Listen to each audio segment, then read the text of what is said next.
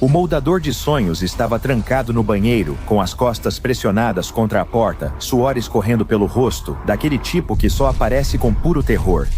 Se ao menos a porta aguentasse mais um pouco, ele conseguiria ganhar só mais alguns segundos para si mesmo. Bom, bom, bom. A porta balançou em sua moldura. As tábuas do chão se deformaram sob o peso massivo do monstro. Do outro lado, o coração do moldador de sonhos batia forte. A náusea subiu em seu estômago. Ele ouvia a voz arrastada, uma língua líquida deslizando sobre dentes líquidos.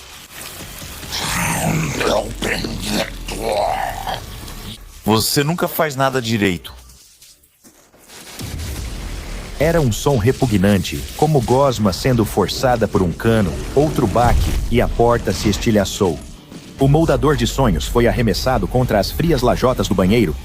Ele se virou a tempo de ver o monstro se esgueirando para dentro do cômodo atrás dele. Com quase 2,5 metros de altura, uma criatura humanoide horrenda e disforme feita de lodo turvo. Espere, por favor.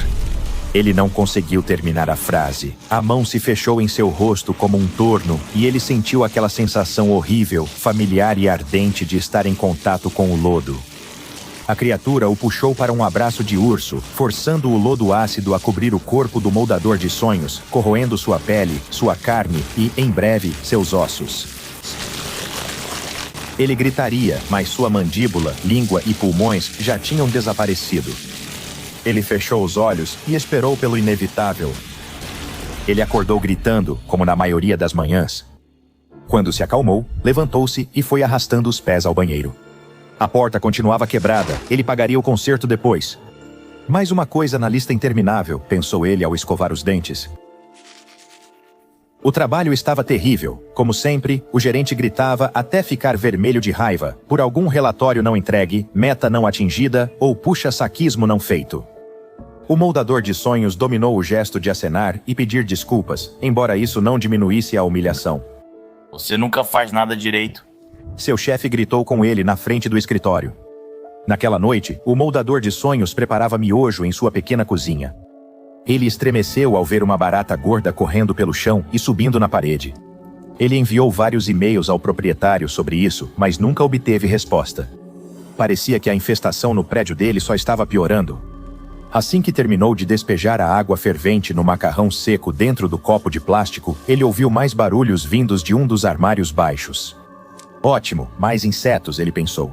Ele se inclinou e abriu a porta com cuidado. Ele nunca imaginou que uma maré de ratos horrendos sairia do armário, subindo por suas pernas e mordendo sua carne com dentes amarelos.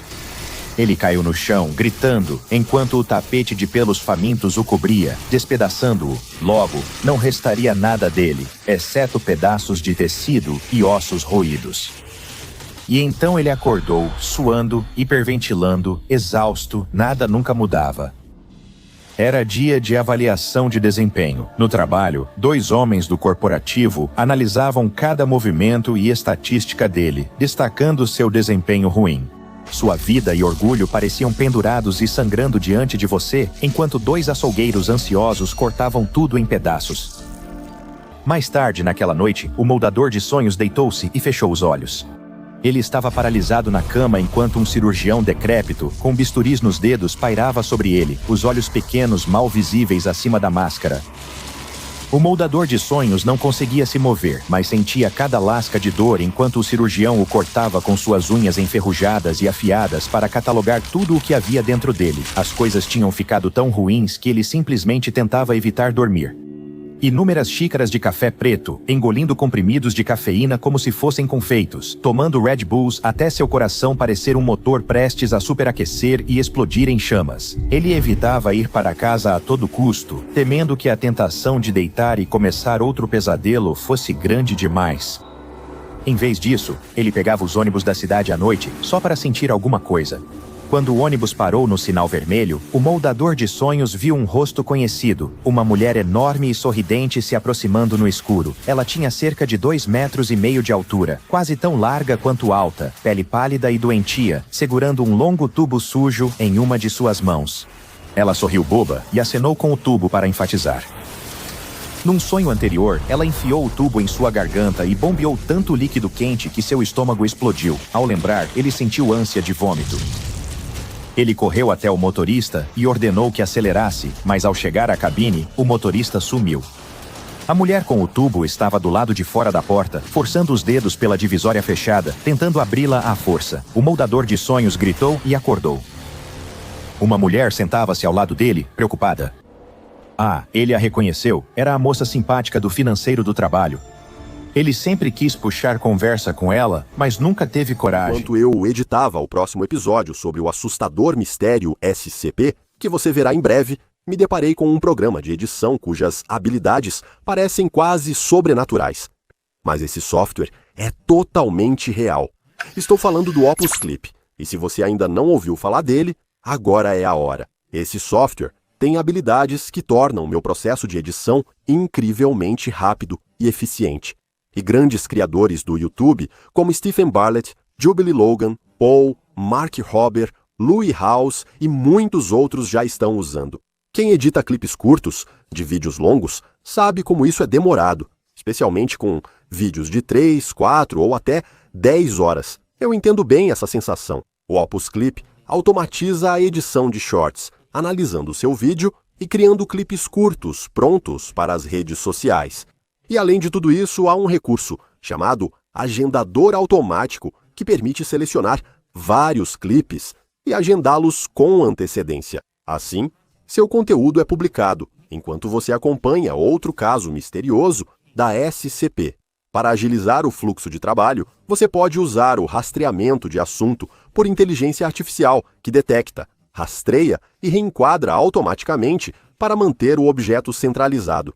Quer um editor de vídeo inteligência artificial completo que corta tudo? Acesse o link ou escaneie o QR e use o código Summer of Focus na compra. E ganhe uma semana grátis, depois 3 meses com 50% de desconto ao se inscrever no Opus Clip. E agora, de volta à nossa história. Achava que tudo o que estava acontecendo na vida dele tornaria qualquer tipo de intimidade praticamente impossível. Mas ali, no ônibus, sob o caloroso alívio de a mulher grande ter desaparecido, eles tiveram uma conversa calorosa e sincera. Uma conversa que quase o fez esquecer o pesadelo em que sua vida se transformou. No fim da conversa, ela o surpreendeu ao perguntar se ele queria sair para jantar com ela algum dia. E talvez, apesar de si mesmo, ele disse, sim, talvez, isso poderia ser o primeiro passo para colocar sua vida de volta nos trilhos, encontrar alguém que acreditasse nele. Alguém pode descobrir seu problema estranho e ajudá-lo a encontrar uma solução. Tudo parecia possível, tudo. O moldador de sonhos foi despertado por uma velha apodrecida e leprosa que avançou pelo corredor e cravou suas unhas imundas em sua pele. Ela riu com a garganta cheia de lama enquanto se preparava para descascá-lo como uma laranja. Ele pulou da cama, sozinho em seu quarto, com as roupas e os lençóis manchados de suor. Ele olhou para o relógio e se arrastou para fora da cama. Esse encontro marcou sua vida adulta. Eles foram a um novo restaurante vietnamita que havia aberto na cidade, aproveitaram algumas tigelas de pahô e tomaram alguns drinks. Eles riram, conversaram e falaram sobre suas vidas, até descobrirem que cresceram na mesma cidade pequena, só estudaram em escolas diferentes antes de se mudarem para a cidade grande. Ele conseguiu viver na fantasia de uma vida normal até o final do encontro, quando a mulher perguntou se poderia ir até a casa dele. Foi como levar uma flechada de gelo no coração. Ele deveria terminar e possivelmente magoá-la ou levá-la para casa e colocá-la na mira dos monstros que o perseguiam todas as noites. Ele optou por uma solução intermediária. Levou ela para sua casa, mas disse que teria que dormir no sofá-cama dobrável. Devido aos terrores noturnos dele, ele pensou que seria um problema, mas, curiosamente, ela aceitou. Talvez, se ele estivesse em um de seus episódios, ela pudesse acordá-lo e salvá-lo novamente. O moldador de sonhos despertou à noite. Nada até agora, tudo certo.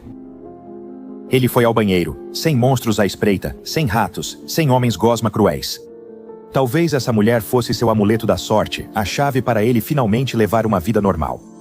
Isso o encheu de uma sensação tão bonita de calor e conforto, um sentimento que ele nunca tinha experimentado antes. Quando voltou para o quarto, viu-a deitada no futon, com as costas subindo e descendo suavemente. Ele sentiu uma vontade enorme de ir até lá e colocar suavemente a mão no ombro dela, como uma homenagem ao seu anjo da guarda. Então ele fez isso. A garota se assustou na hora, mas não era a do trabalho. Os olhos dela estavam estranhos, dedos viraram garras afiadas como navalhas, e a boca arruinada exibia presas quebradas, parecendo cacos. Ela avançou sobre ele. Tudo o que ele pôde fazer foi gritar. O moldador de sonhos estava deitado em uma maca numa sala branca, com cintos presos nas pernas e no peito para mantê-lo imóvel. Seus olhos se moviam rápido sob as pálpebras enquanto ele estava em sono REM. Um feixe de fios pendia das ventosas presas ao couro cabeludo do moldador de sonhos, extraindo dados. Aqui, ele não era o nome que usava lá fora. Aqui, ele era SCP-781. A menos de 3 metros dali, atrás de uma divisória de aço, guardas da Fundação SCP, com cacetetes e bastões de choque, lutavam por suas vidas. O adversário deles era o mesmo monstro à espreita no sofá do moldador de sonhos. Ele sibilava e gritava, atacando com garras mortais, dentes de vidro quebrado e sangue salpicando nos cabelos loiros e emaranhados. 2 dos guardas ficaram gravemente feridos na tentativa de contê-lo, mas um guarda no mezanino próximo conseguiu finalmente acertar um tiro fatal no crânio do monstro em uma sala próxima. Dr. Vidro, chefe do Departamento de Psicologia da Fundação SCP e pesquisador principal do caso SCP-781, observava 3 monitores diferentes. Um mostrava imagens da batalha com o pesadelo vivo e os guardas. Outro exibia a transmissão ao vivo do moldador de sonhos, SCP-781 adormecido por substâncias químicas. O terceiro monitor mostrava os dados coletados de todas as máquinas de diagnóstico ligadas à anomalia adormecida. Dr. Glass assentiu ao ver as linhas subirem no gráfico. Parece que um sonho longo precedeu essa manifestação, murmurou para si enquanto anotava. Se isso afeta a força da manifestação, preciso explorar isso mais a fundo. Na manhã seguinte, Dr. Vidro conduziu uma entrevista de debriefing com o moldador de sonhos, uma rotina que eles já tinham feito muitas vezes antes. Certos detalhes batiam.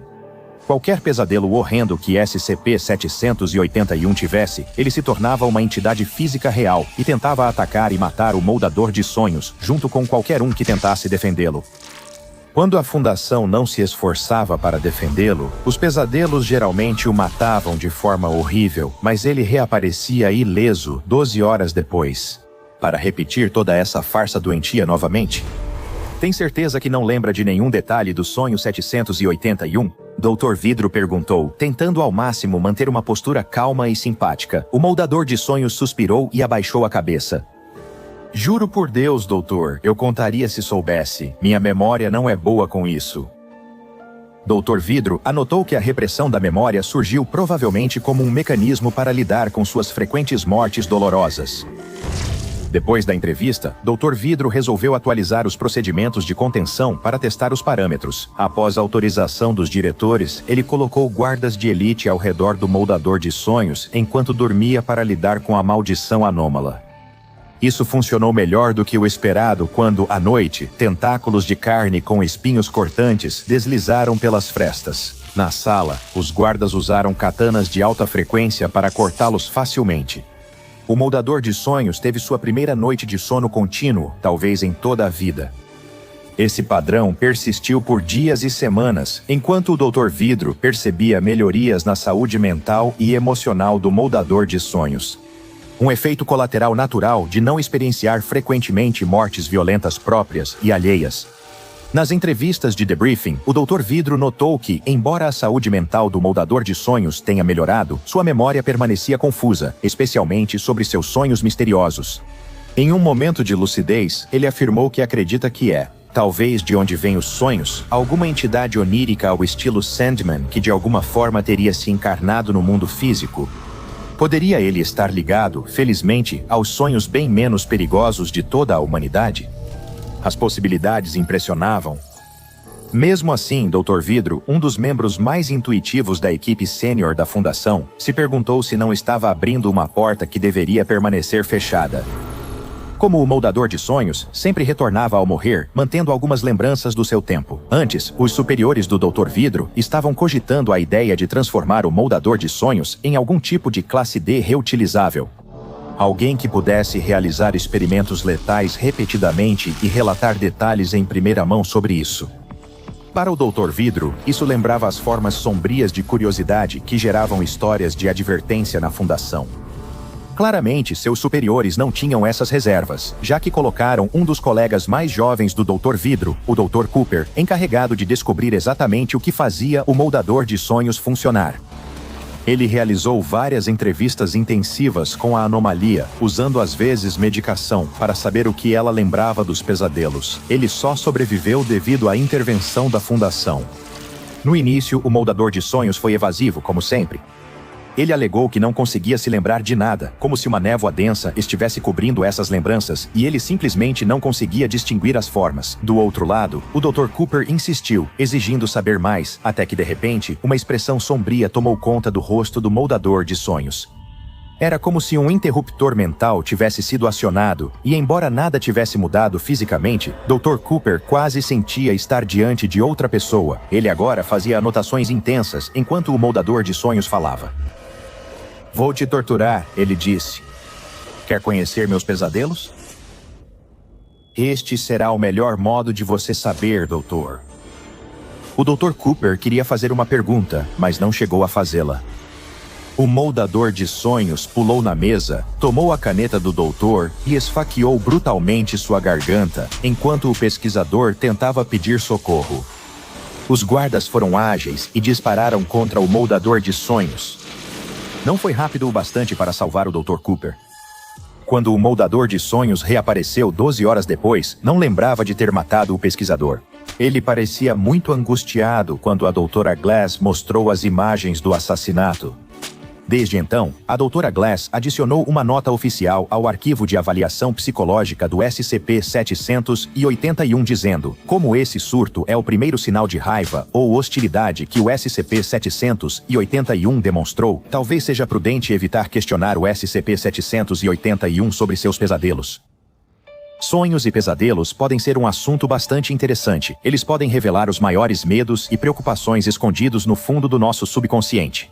Talvez coisas desconhecidas estejam lá embaixo, na escuridão, sustentando nossas ações e pensamentos. A existência trágica de SCP-781 mostra como a vida pode ser um verdadeiro inferno quando o seu maior medo é, de fato, o próprio medo. Um momento, por favor. Desculpe por isso. Da próxima vez que você acordar de um pesadelo terrível, suando frio, com os olhos procurando entre as sombras do seu quarto, lembre-se, pelo menos desses pesadelos, você realmente pode acordar. Confira o Patreon do Dr. Bob e torne-se pesquisador júnior hoje, depois assista a mais um arquivo do Dr. Bob. Como o SCP-1550, os animais de estimação personalizados do Dr. Wondertainment e a lista dos 12 melhores animais SCP,